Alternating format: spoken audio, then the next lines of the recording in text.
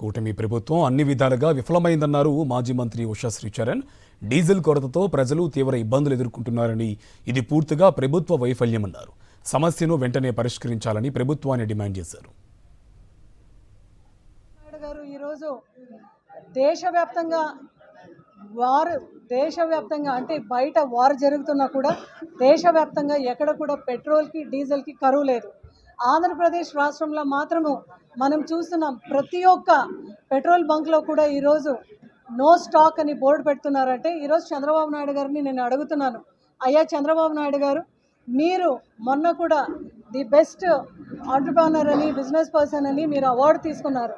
నిజంగా ఈ అవార్డు ఏ దానికి ఇస్తున్నారు, ఏ దానికి మీకు ఇచ్చినారని ఈరోజు ప్రజలందరూ కూడా ఆలోచిస్తున్నారు. ఎందుకంటే మీ అడ్మినిస్ట్రేషన్ టోటలీ ఫెయిల్యూర్ అయింది.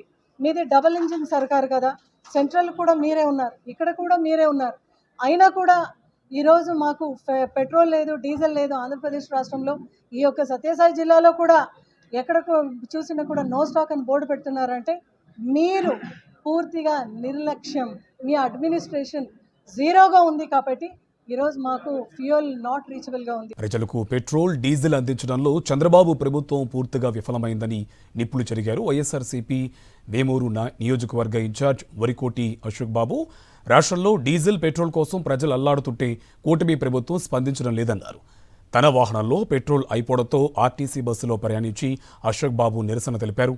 పక్క రాష్ట్రాల్లో పెట్రోల్ డీజిల్ ఎక్కడా లేదని, కానీ ఏపీలో ఎందుకు కొరత ఉందని ప్రశ్నించారు. విజనరీ చెప్పుకునే చంద్రబాబు ప్రజలకు పెట్రోల్ డీజిల్ కూడా అందించలేని పరిస్థితిలో ఉన్నారని విమర్శించారు. మచిలీపట్నం పోతా ఉంటే మరి మార్గ మధ్యంలో మా కారుకి సంబంధించి ఆయిల్ లేకపోవడం వలన ఏ పెట్రోల్ బంక్ వెళ్ళినా, ఏ డీజిల్ బంక్ వెళ్ళినా కానీ ఆయిల్ లేదని చెప్పడంతో ఈ రాష్ట్రంలో ఆయిల్ కొరత ఎంత ఉందనేది క్లియర్గా అర్థమైంది. ఆ వాహనాన్ని పక్కనే నిలిపి మేము ఈ రోజున ఈ యొక్క ఆర్టీసీ బస్ ఎక్కి మచిలీపట్నానికి బయలుదేరామని చెప్తా ఉన్నా. మరి ఆర్టీసీ వాళ్ళని అడిగాం, మరి మీకు డీజిల్ ఎక్కడి నుంచి వస్తుంది అంటే మాది బ్యాటరీ బస్ అని అన్నారు. చంద్రబాబు నాయుడు గారు విజనరీ, మీ విజనరీ ఎంత ఉందంటే కర్ణాటకలో కూడా డీజిల్ ఉంది, కర్ణాటకలో పెట్రోల్ ఉంది, తెలంగాణలో డీజిల్ ఉంది, పెట్రోల్ ఉంది.